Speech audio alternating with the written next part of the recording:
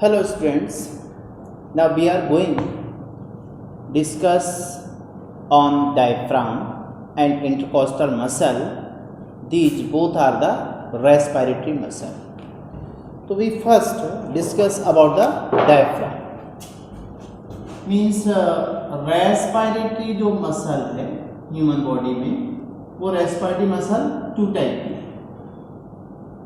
To में पहला diaphragm जैसा अपन ने पहले भी थोड़ा डिस्कस किया था and second one intercostal muscle.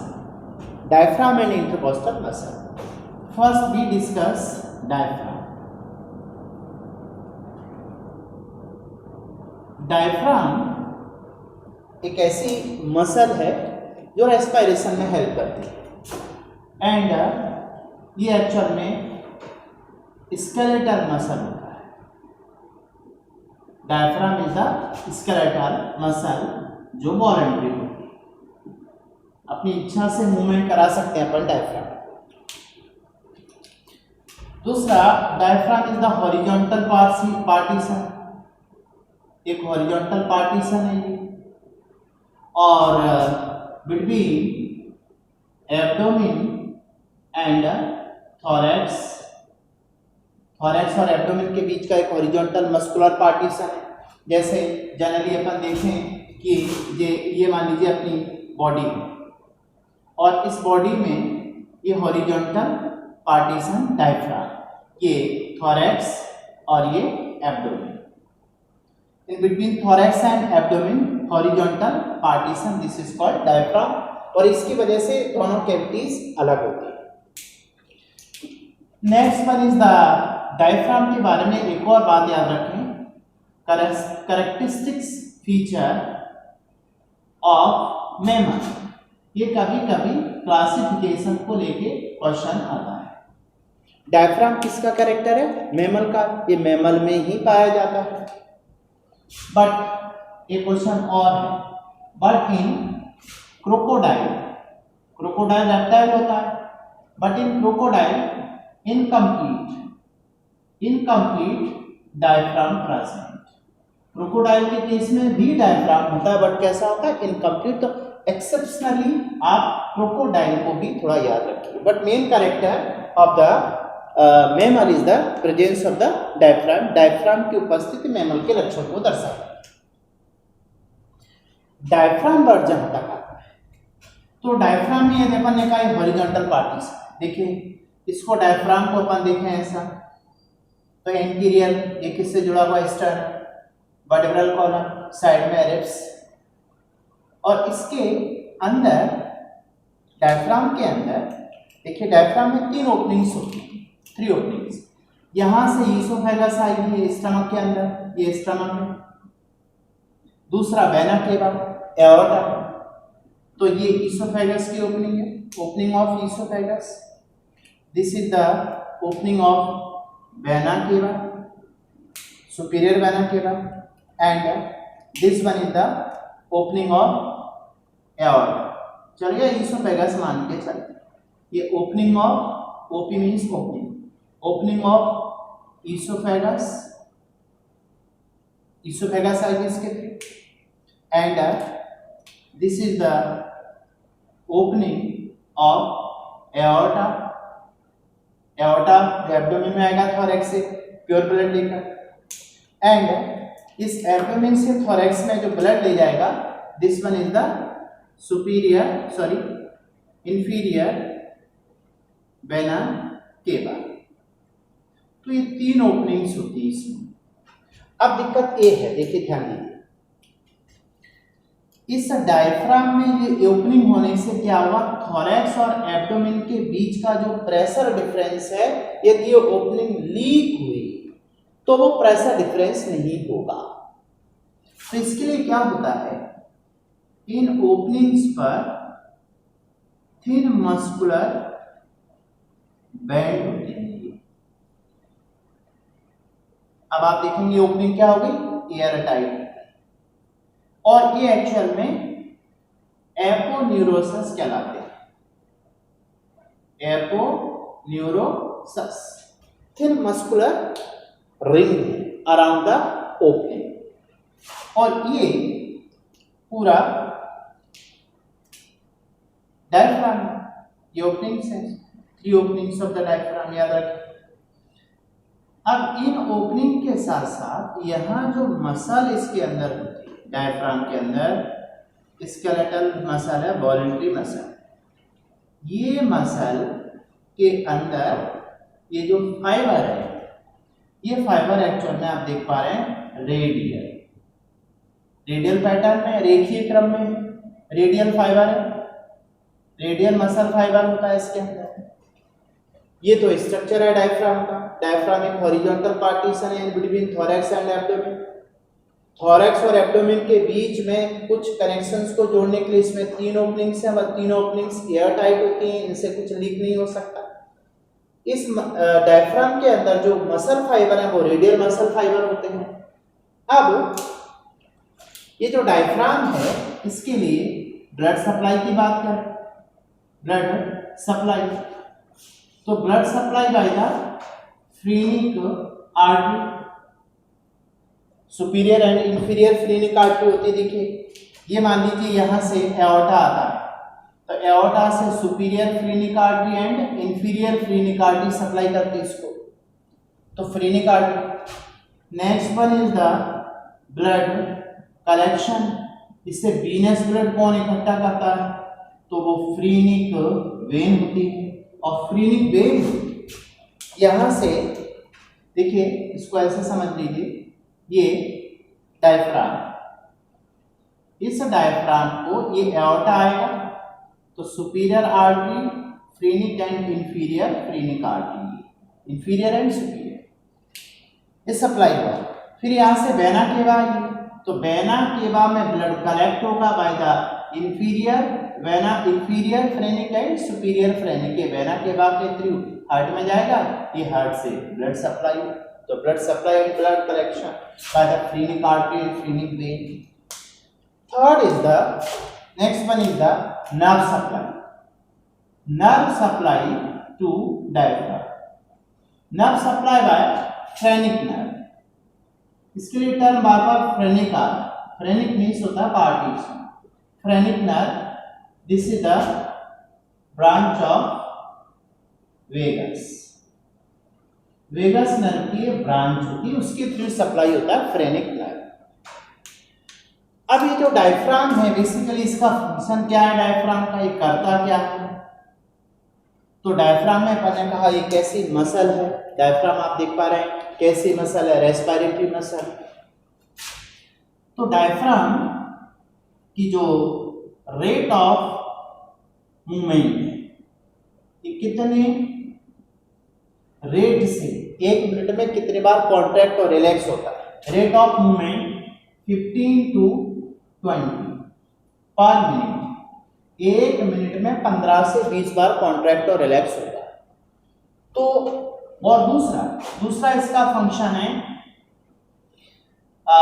Mainly responsible for, ये भाई रेस्पिरेशन 2 टाइप का देखेंगे आप, एक थोरैसिक रेस्पिरेशन, एक एब्डोमिनल रेस्पिरेशन।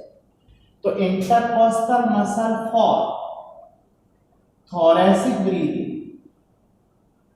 थोरैसिक और इंटरकोस्टल ब्रीदिंग, इसको thoracic breathing,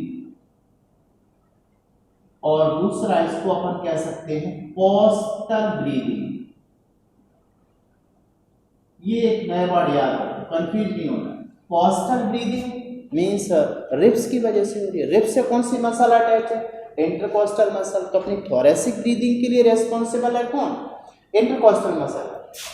diaphragm for abdominal breathing, ये एब्डोमिनल ब्रीदिंग के लिए रेस्पॉन्सिबल, इसको जरूर याद रखें।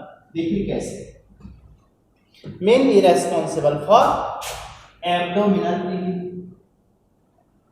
और एब्डोमिनल ब्रीदिंग को ही मानते हैं अपन रेस्पिरेटरी रेट, इसी को एब्डोमिनल ब्रीदिंग को ही क्या नाम देते हैं, रेस्पिरेटरी रेट। तो रेस्पिरेटरी रेट जो ह्यूमन की है अब आप बताइए, जब एब्डोमिनल रेस्पायरेशन ही क्या कहला रहा है, रेस्पायरेटरी रेट, यानी अपनी रेस्पायरेटरी रेट कितनी हो सकती है, क्योंकि वो डिपेंड करती है डायफ्राम की मूवमेंट पर, और ये मूवमेंट 15 to 20 पर मिनट है, तो रेस्पायरेटरी रेट भी कितनी होगी, 15 to 20 पर मिनट। रेस्पिरेटरी रेट 15 to 20 पर मिनट होगी, क्योंकि डायफ्राम की वजह से हो रहा है। जो अपन ब्रीदिंग करते हैं, जो सांसें लेते हैं, वो 1 मिनट में 15 से 20 बार लेते हैं, तो उसमें मेन डोमिनेंट कौन है, डायफ्राम। अब थर्ड वाला क्वेश्चन और आता है इसमें, diaphragm is more muscular in male than female. Female से मेल में ज्यादा मस्कुलर होता है। अब ज्यादा मस्कुलर होता है तो यहां से एक अगला क्वेश्चन क्या बनेगा, देखिए मेल का केस है, मेल में डायफ्राम ज्यादा मोटा है फीमेल से, तो डायफ्राम की वजह से कौन सी ब्रीदिंग हो रही है, abdominal breathing is due to diaphragm is the more muscular in the male than female. इसका मतलब है मेल में एब्डोमिनल ब्रीदिंग इज मोर या इज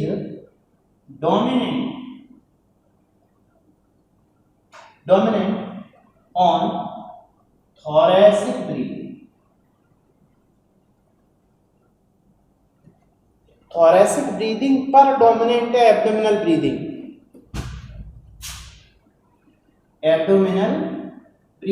आप सोचिए, मेल के केस में, ह्यूमन मेल के केस में एब्डोमिनल ब्रीदिंग डोमिनेंट है किस पर, थोरेसिक ब्रीदिंग पर, मेल के केस में।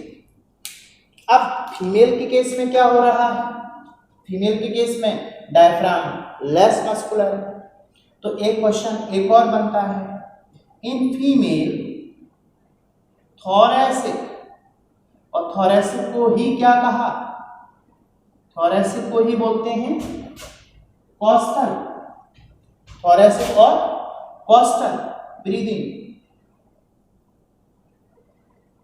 डोमिनेट ऑन ओवर, किस पर डोमिनेंट है, एब्डोमिनल ब्रीदिंग पर। किसमें, फीमेल के केस में। देखिए मेल और फीमेल में थोड़ा डिफरेंस याद रखिए, मेल के केस में डायफ्राम मोटा है इसलिए एब्डोमिनल ब्रीदिंग डोमिनेंट है, फीमेल के केस में डायफ्राम पतला है मेल से, इसलिए वहां पर कौन सी ब्रीदिंग डोमिनेंट है, थोरेसिक ब्रीदिंग। अब एक क्वेश्चन आया, क्वेश्चन है यहां से, इन प्रेग्नेंट फीमेल, कोई प्रेग्नेंट फीमेल है, in pregnant female movement of diaphragm, बोलिए ये आया क्वेश्चन है, डायफ्राम की मूवमेंट प्रेग्नेंट फीमेल में कैसी होगी। अब आप देखिए कि जैसे कोई फीमेल प्रेग्नेंट है, फॉर एग्जाम्पल चलिए फीमेल प्रेग्नेंट है, ठीक है, ये प्रेगनेंसी है और इसके अंदर ये फीटस है, ये डायफ्राम। होता क्या है कि जब ये यूटेरस ड्यूरिंग प्रेगनेंसी यहां तक बढ़ते बढ़ते आ जाता है, यूटेरस की जो लेंथ है पहले बोल चुके हैं, नॉर्मल यूटेरस 7.5 सेंटीमीटर होता है, 7.5 centimetre normal uterus, but pregnant uterus 35 centimetre, 35 centimetre तक लंबा हो जाता है, तो उसकी ग्रोथ अपवर्ड होती है। अपवर्ड होने से ये यूटेरस, देखिए ये यूटेरस किससे टच होता है, डायफ्राम से। अब डायफ्राम कहीं फीमेल में मोटा होता तो इसकी मूवमेंट डाउनवर्ड होने से इस पर प्रेशर पड़ सकता था फीटस पर और फीटल डेथ हो सकती है। इसलिए in pregnant women movement of the diaphragm is nil. याद रखना, डायफ्राम की मूवमेंट बिल्कुल जीरो हो जाती है, अदरवाइज मूवमेंट जरा सी भी हुई तो फीटल डेथ हो सकती है। एक क्वेश्चन क्लियर हो। दूसरा क्वेश्चन डायफ्राम को लेकर, question number 2, question number 1, if diaphragm paralysed, diaphragm paralyse हो, देखिए डायफ्राम के लिए नर्व सप्लाई कौन सी है, ये डायफ्राम है, और इस डायफ्राम के लिए वेगस नर्व की ब्रांच आ रही है और ये ब्रांच इसको सप्लाई कर रही है, ठीक है। वेगस नर्व की डिप्रेसर ब्रांच होती है, इसको क्या नाम देते हैं, डिप्रेसर ब्रांच,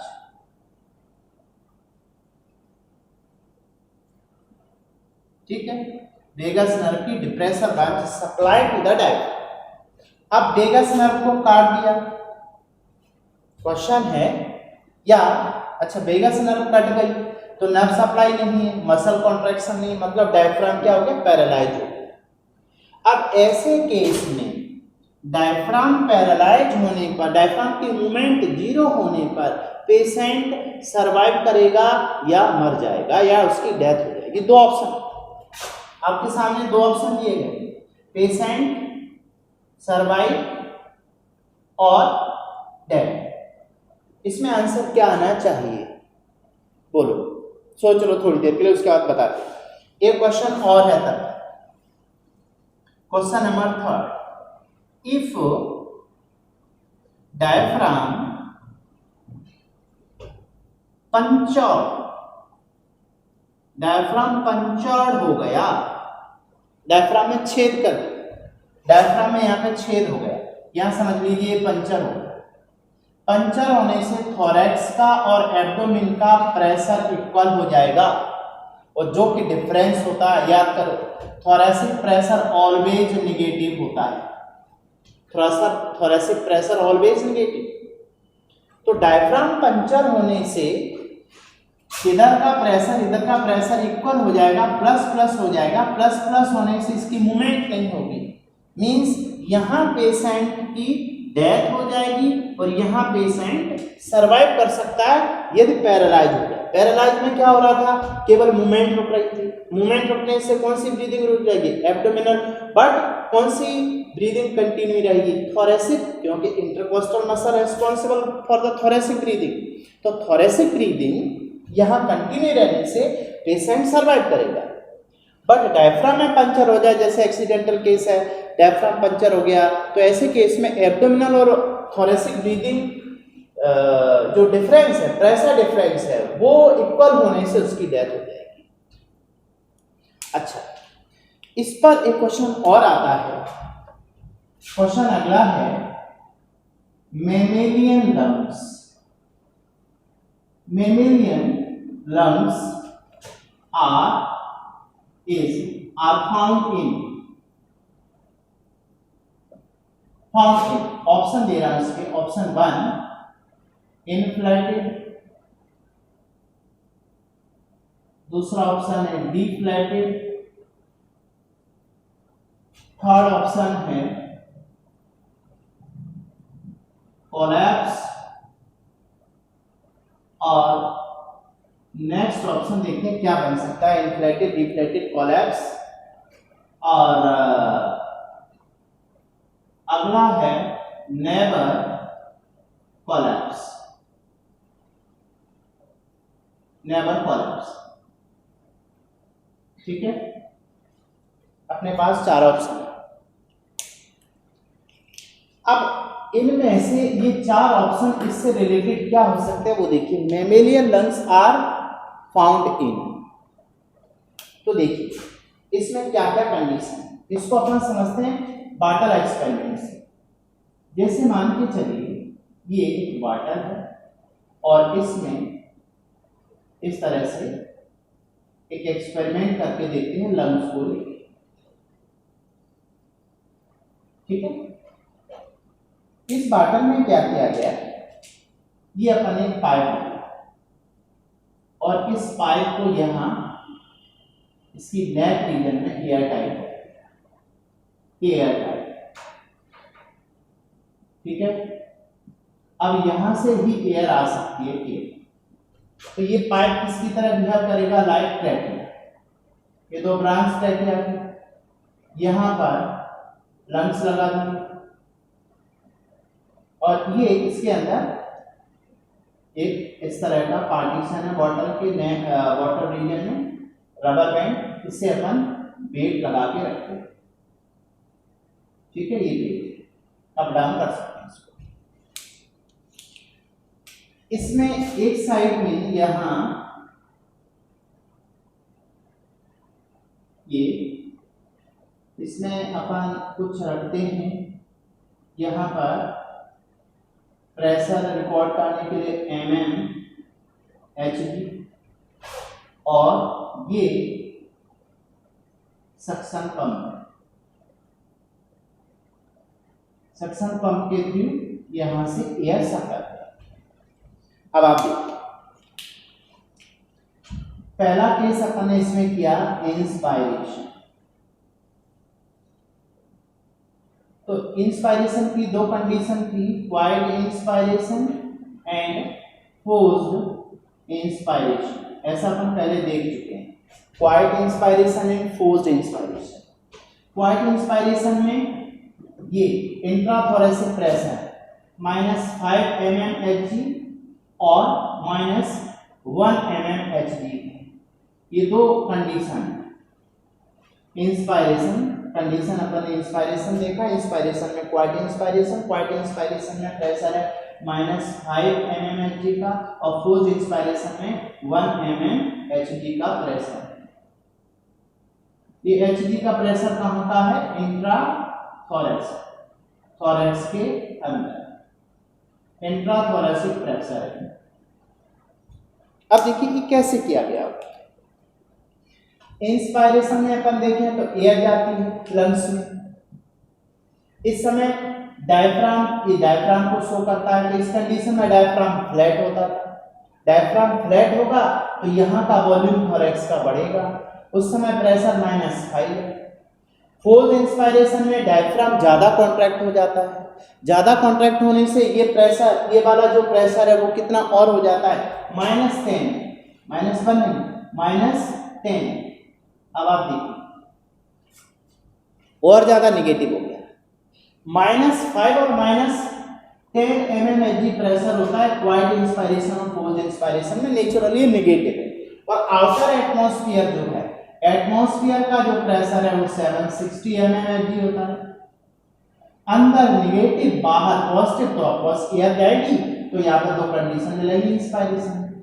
ये लंग्स देखिए एक्सपेंड हो जाएगा, पैसिवली एक्सपेंड हो जाएगा। लंग्स अब ज्यादा फूल जाएगा तो उसको बोलते हैं डिफ्लैट, इसको बोलते हैं डिफ्लैट। तो डिफ्लैटेड कब होगा? During inspiration, during inspiration. ठीक, इंस्पायरेशन के टाइम पे एयर लंग्स में क्यों जाती है? क्योंकि थोरेक्स का प्रेशर नेगेटिव होता है और नेगेटिव प्रेशर पे लंग्स पैसिवली एक्सपेंड हो जाते हैं, फूल जाते हैं, क्योंकि उन पर प्रेशर नहीं पड़ रहा, प्लूरा का कोई प्रेशर नहीं। इन सच केस लंग्स में एयर एंटर होगी, लंग्स फूल जाएगा, फूल जाएगा तो इसको बोलते हैं इनफ्लेट। सॉरी, क्या बोलेंगे? इनफ्लेट। ठीक है, फूल गया। तो इन्फ्लेटेड कब होगा? ये इन्फ्लेटेड ड्यूरिंग इंस्पायरेशन। अब इंस्पायरेशन 3 सेकंड के लिए, इंस्पायरेशन 2 सेकंड के लिए, एक्सपायरेशन 3 सेकंड के लिए। दूसरी कंडीशन इसमें बनेगी ड्यूरिंग एक्सपायरेशन। एक्सपायरेशन में देखिए क्या होगा, यहां फोकस कीजिए। एक्सपायरेशन की दो कंडीशन है, क्वाइट एंड फोर्स्ड। क्वाइट में ये -2.5 रह जाता है और फोर्स्ड में -1 रह जाता है mmHg।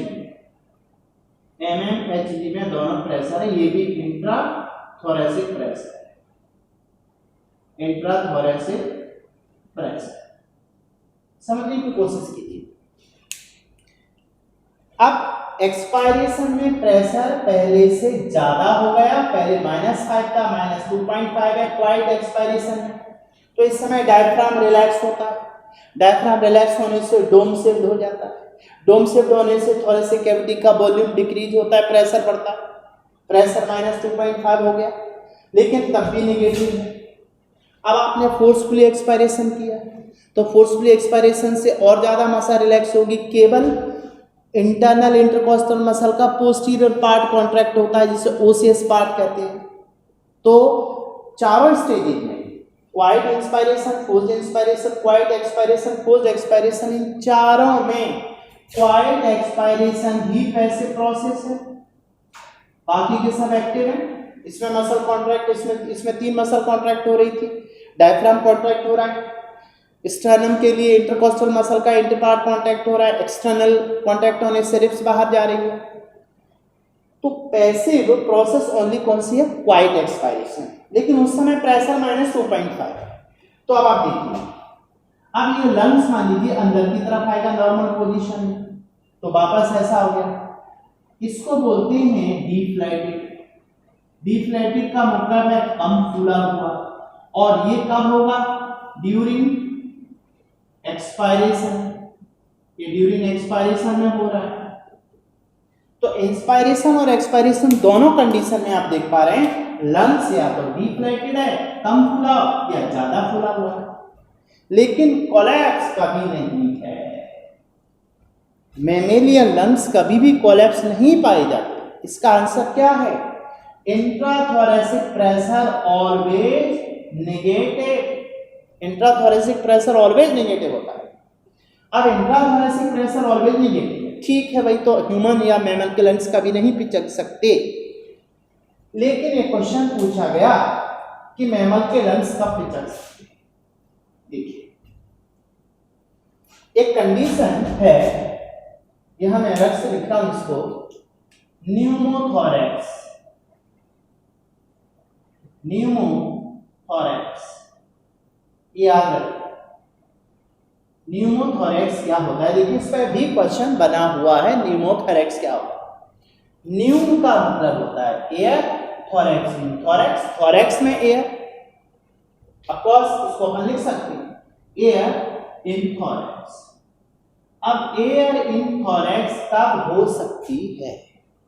देखिए, थोरैक्स में एयर कब हो सकती है, ऐसा कब होता है और इससे क्या दिक्कत है? ये मान लो थोरेसिक कैविटी है जिसको अपन बॉटल एक्सपेरिमेंट से देख रहे हैं। मान लीजिए थोरेसिक कैविटी, तो नीचे एब्डोमिनल कैविटी होगी, ये वाली एब्डोमिनल कैविटी, दोनों के बीच में पार्टीशन डायफ्राम काम कर रहा है। अब मान लीजिए यहाँ पे एक, यहाँ पे इसको ब्रेक कर दिया गया, कट लगा दिया, तोड़ दिया इसको, ये तोड़ दिया। तोड़ने से एयर अंदर आ गई, किसमें? थोरैक्स में। एयर एटमॉस्फेयर से थोरैक्स में आ गई। एटमॉस्फेयर का प्रेशर कितना है? 760 mmHg, और थोरैक्स का प्रेशर ऑलवेज नेगेटिव है। देखिए, ये कंडीशन दोनों इंस्पायरेशन की है, और ये -2.5 -1 दोनों कंडीशन एक्सपायरेशन की है। चारों कंडीशन में प्रेशर थोरैक्स का नेगेटिव है। जब थोरैक्स का प्रेशर नेगेटिव है, तब जब एयर केवल कहां से आती है? ट्रैकिया से होकर नेक रीजन से। पर थोरैक्स में क्या हो गया? होल, कोई एक्सीडेंटल केस है, अंदर कुछ पायर्स कर गई, कोई चीज अंदर चली गई, सरिया अंदर चला गया, तो ऐसे में उसको निकालना नहीं चाहिए, हॉस्पिटलाइज करना चाहिए, क्योंकि यहाँ छेद होने से एयर अंदर चली जाएगी तो बाहर का प्रेशर देखिए 760 है, इसमें से यहाँ माइनस था, तो 760 और अंदर 760 इक्वल हो जाएगा। इक्वल होने से अब लंग्स यहां कोलैप्स हो गए,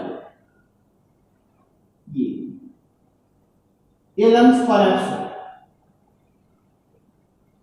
लंग्स का कोलैप्स हो सकता है न्यूमोथोरैक्स के केस में, तो air in thorax then lungs, इस केस में लंग्स क्या हो जाएगा? कोलैप्स हो जाएगा, और कोलैप्स होने से पेशेंट की क्या हो जाएगी?